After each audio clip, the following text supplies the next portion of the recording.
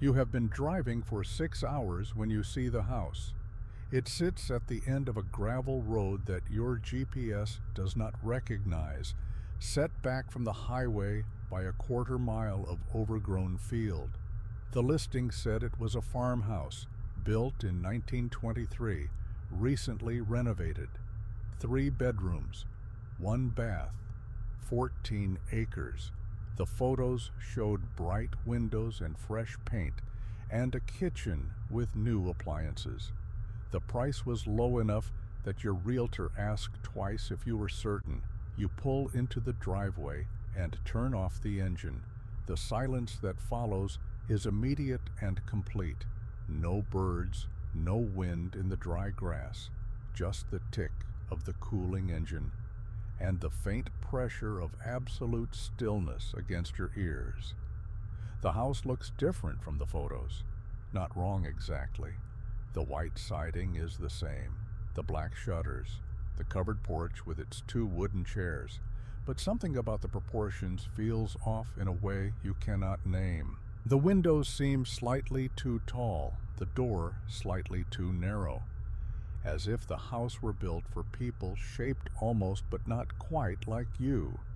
You check your phone, no signal.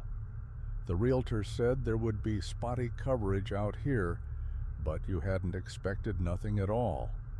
The key is under the mat, as promised. The lock turns smoothly. The door swings inward without a sound, and you step inside. The smell hits you first. Not unpleasant, old wood and lemon cleaner, and something underneath both of those things that you cannot identify. Something organic, something patient. The entryway opens into a living room with hardwood floors and a stone fireplace. To your left, a staircase climbs to the 2nd floor. To your right, a doorway leads to the kitchen. Everything is clean, everything is still. The late afternoon light falls through the windows in long rectangles that lie across the floor like sleeping animals. You set your bags down and walk through the rooms one by one. Kitchen, dining room, half bath. Back porch with a view of the field that stretches toward a tree line you cannot quite see the end of. Upstairs, 3 bedrooms, 1 bathroom, a linen closet that smells like cedar. Everything matches the listing. Everything is exactly as described. And yet, you stand in the master bedroom and look out the window at the driveway below. Your car sits where you left it, familiar and ordinary. Beyond it, the gravel road cuts through the field toward the highway. You can just see the asphalt from here, a dark line in the distance. Something moves in your peripheral vision. You turn. Nothing. Just the empty room. The bed with its clean white sheets. The dresser with its oval mirror. The closet with its door slightly ajar. You cross the room and open the closet. Empty wooden hangers hang from the rod. The floor is bare except for a single dead moth in the corner, its wings folded closed like hands in prayer. You close the door. That night you make dinner in the kitchen with groceries you brought from the city. The gas stove works perfectly. The water runs clear and cold.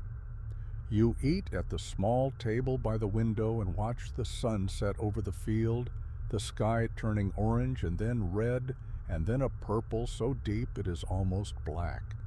There are no lights visible in any direction, no distant farmhouses, no glow from the highway, just the darkness settling over the land like a held breath.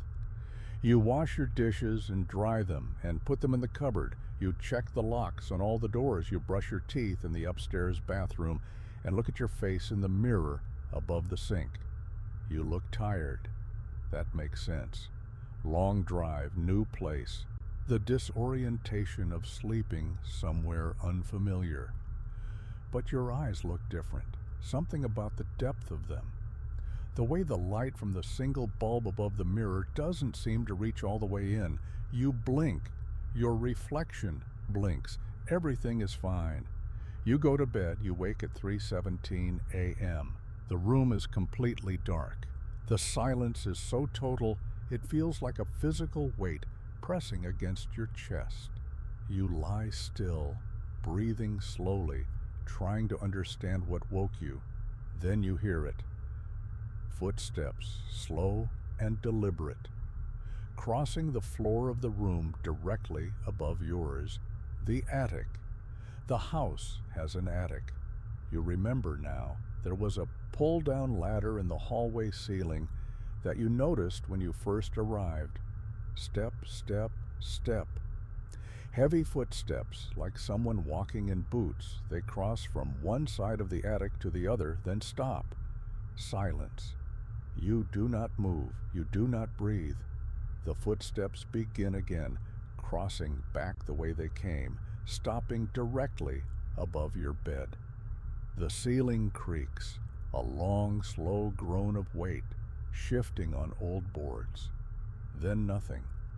You lie awake until the gray light of dawn seeps through the windows. You do not hear the footsteps again. In the morning, you pull down the attic ladder and climb into the space above. It is empty, completely empty. The floor is covered with a thick layer of dust, undisturbed except for your own footprints, now marking a path from the ladder to the center of the space. The roof slopes down on both sides, meeting the floor at the edges. There are no windows, no furniture, no sign that anyone has been up here in years. You stand in the middle of the attic and listen to the silence. You can hear your own heartbeat. You can hear the blood moving through your veins. You can hear something else too, something very faint, like breathing, but not quite. Like the house itself expanding and contracting around you in a rhythm too slow to see. You climb back down and push the ladder up into the ceiling and do not open it again. The first week passes. You unpack your things. You arrange furniture. You learn the rhythm of the house, the way the water takes 30 seconds to get hot, the way the third step from the bottom of the staircase creaks no matter how carefully you place your weight, the way the afternoon light moves through the rooms in a specific pattern, touching each surface in turn like fingers reading Braille. You do not hear the footsteps again, but you notice other things. The closet door in the master bedroom is always slightly open when you wake up, no matter how firmly you closed it the night before. The bathroom mirror has a small crack in the upper left corner that you do not remember seeing when you first arrived. The moth in the closet is gone. You find yourself counting things without meaning to. The number of steps from the front door to the kitchen, 17. The number of floorboards visible from the foot of the bed, 43. The number of seconds between the tick of the radiator and the groan of the pipes, 7. Always 7. You start sleeping poorly. Not nightmares exactly, just a persistent sense of being watched. A feeling that something is standing in the corner of the room just outside your field of vision, waiting for you to turn your head. You never turn your head. On the 8th day, you find the first photograph. It is wedged behind the dresser in the master bedroom, face down against the baseboard. You only discover it because you drop a pin and it rolls into the gap, and you have to move the dresser to retrieve it. The photograph is old, black and white, with that soft focus that comes from cameras built before you were born. It shows a family standing on the front porch of the house, a man and a woman and a child. They're dressed in clothes that look like they belong to the 1940s or 1950s. The man is tall and thin. The woman is smiling, but her eyes are wrong. Too wide, too dark. looking not at the camera, but at something just behind it. The child is looking directly at you. That is what it feels like, not looking at the camera, looking at you, as if the photograph knows you are holding it, as if it has been waiting behind that dresser for decades, knowing that someday you would find it. You turn the photograph over. On the back in faded pencil, someone has written a date, August 1952. Below that, 3 names, Harold, Margaret. Then a space where a third name should be, but the paper is worn there, rubbed smooth, as if someone pressed their thumb against that spot over and over until the letters disappeared. You put the photograph on the dresser, face down. You do not look at it again. But you keep thinking about the child's eyes. The second week is worse. You start losing time. Not much. Just moments here and there. You will be standing in the kitchen, and then you will be sitting on the couch with no memory of crossing the room. You will be reading, and then an hour will have passed, and you will not remember turning a single page. The house seems larger than before.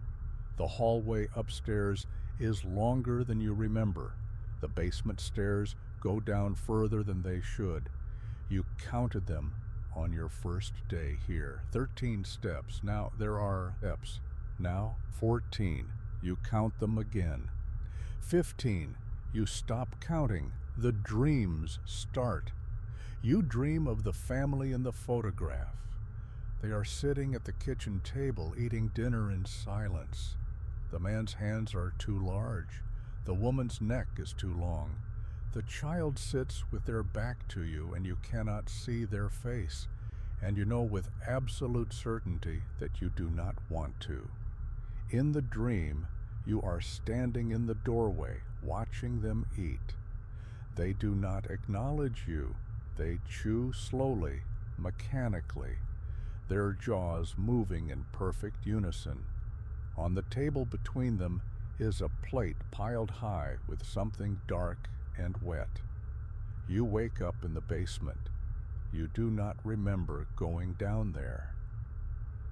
You are standing at the bottom of the stairs, barefoot on the cold concrete floor, wearing the clothes you went to bed in. The bare bulb above you flickers. The walls are stone, damp with moisture that seeps from somewhere you cannot see. In front of you is a door. It is made of old wood darker than the rest of the basement.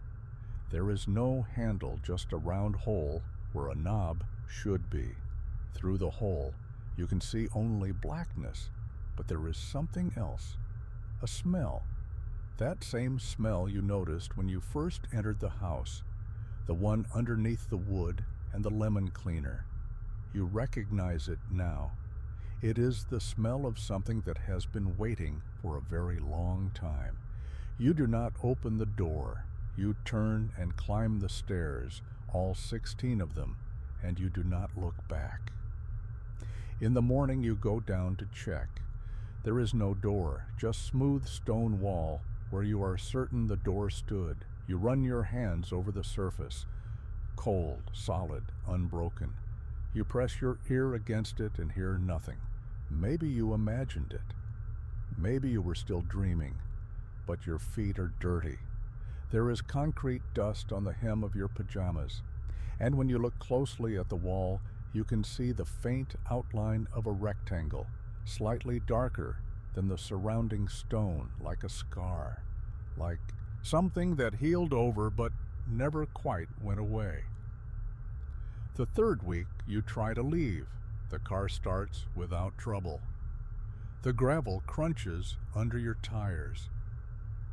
You pull onto the long driveway and follow it toward the highway. You drive for 20 minutes. You are still driving past the field. The grass stretches on either side, brown and endless. The tree line never gets closer. The highway never appears. You check your odometer. You have driven 12 miles. The driveway should be less than a quarter-mile long. You stop the car and get out. The silence wraps around you like a second skin. You look back the way you came. The house is directly behind you, exactly where you started. The front door is open. You did not leave it open. You get back in the car and drive toward the house because there's nowhere else to go. When you pull into the driveway and turn off the engine, you sit for a long time, watching the open door. Nothing moves. You go inside. That night, you find the second photograph. It is on your pillow when you come upstairs to bed. Face up this time, the same family, the same porch, but the angle is different. The camera is inside the house now, shooting through the window. The man and the woman are still on the porch, but they are looking at the camera, looking through the glass. Their smiles are too wide. The child is gone. You turn the photograph over, the same date, the same two names. But there is something else now, written below them in handwriting that is not the same as before. Newer, sharper, written in what looks like rust. You have been here before. You drop the photograph. It lands face up on the bedspread. The man and the woman continue to smile at you through the window, through the years, through whatever separates then from now. You sleep in the car that night, doors locked, windows up. You dream of nothing. When you wake at dawn, your neck is stiff and your back aches, and you are parked in the basement. You do not remember driving downstairs. The fourth week, you stop keeping track of time. The days blend together. The nights stretch on forever.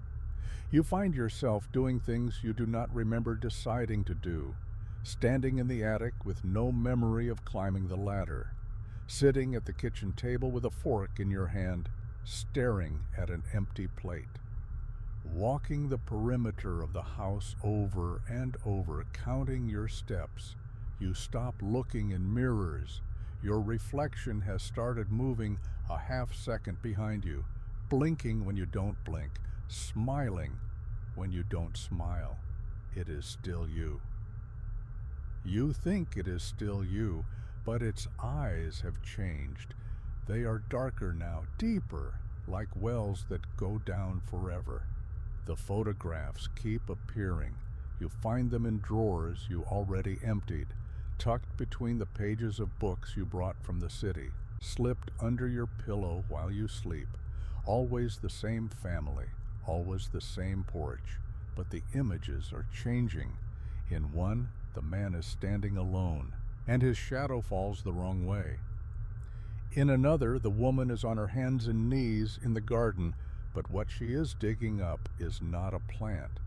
In another, the child is back, but they are facing the camera now, and where their face should be, there is only a smooth oval of skin, featureless and pale. The writing on the back changes too. You have been here before, you have always been here, you are still here, the 5th week. You find the third photograph in the attic. It is nailed to the floor in the exact center of the space, driven through with a single iron nail that is orange with rust. The photograph shows the inside of the house, the master bedroom, your bedroom. Someone is lying in the bed covered with a white sheet, perfectly still. You cannot see their face. You cannot tell if they are sleeping or something else. Standing beside the bed is a figure. It is shaped like a person, but it is made of darkness, not shadow. Darkness. The kind of darkness that has weight. The kind that watches. It is facing the bed, looking down at the shape beneath the sheet. In its hand is a photograph. You pull the nail out of the floor with your bare fingers. The rust stains your skin orange. You turn the photograph over. On the back, in handwriting you recognize, in handwriting that is yours, someone has written, "I remember now." Below it, a date, tomorrow's date. You do not sleep that night. You sit in the living room with all the lights on and watch the shadows gather in the corners of the room. They move when you are not looking directly at them. They creep closer. They reach toward you with fingers that are not quite there. Just before dawn, you hear the footsteps again. Not in the attic this time, on the stairs, coming down, one step at a time, heavy and deliberate. The third step creaks. The footsteps continue. Down the hallway, toward the living room, toward you. You do not run. There is nowhere to run. The house will not let you leave. You understand that now. You understand everything now. The footsteps stop at the doorway. You do not turn around. You do not need to turn around. You can see it in the window, reflected in the glass, against the gray light of approaching morning. A figure made of darkness, a shape that is almost human. It stands in the doorway watching you, and you realize you can see through it to the hallway beyond, and in the hallway there is another figure, and behind that figure another and another, stretching back through the house in an endless line of waiting shadows. They have always been here. They have been waiting for you to remember, and you do remember now. You remember the first time you came to this house, not a week ago, not a month ago. You remember standing on the porch in clothes from another decade, smiling for a camera while your parents stood beside you. You remember the smell of the house, the way the afternoon light moved through the rooms, the way the stairs creaked on the third step. You remember growing up here. You remember the attic where you played alone. You remember the basement door that appeared and disappeared according to rules you never understood. You remember your mother's smile, too wide, too bright. You remember your father's hands, too large, always reaching. You remember the night they took you down to the basement. You remember the door opening. You remember what was on the other side. You remember dying. You have died so many times. You have come back to this house over and over, wearing different bodies, living different lives, always returning to the place where you ended. The house remembers every version of you. The house keeps them all. The photographs are not of other people. The photographs are of you. Every face is your face if you look closely enough. Every name is your name, worn away by repetition until only the outline remains. The figure in the doorway moves. It crosses the room in a single step that covers no distance at all. It stands before you, and it is made of darkness, and its face is smooth and featureless, and you recognize it because it is the thing you become after you forget who you were. It reaches for you with hands that pass through your skin. The last thing you see is the window, and beyond it the field, and beyond the field the tree line where the sun is beginning to rise. The light is orange and then red, and then a color you have never seen before, a color that exists only in the space between dying and waking up again. The light touches your face. You close your eyes. When you open them, you are driving. You have been driving for 6 hours. The GPS shows a road it does not recognize, leading to a place you have never been. In the distance, at the end of a gravel driveway, a farmhouse sits in the middle of an overgrown field. You pull over to check the listing on your phone. 3 bedrooms, 1 bath, 14 acres. The price is low enough that your realtor asked twice if you were certain. The photos show bright windows and fresh paint, and a kitchen with new appliances. The front door is open. It is waiting for you. It has always been waiting. You put the car in drive. You do not remember what happens next, but you know that you will. Eventually, you always do.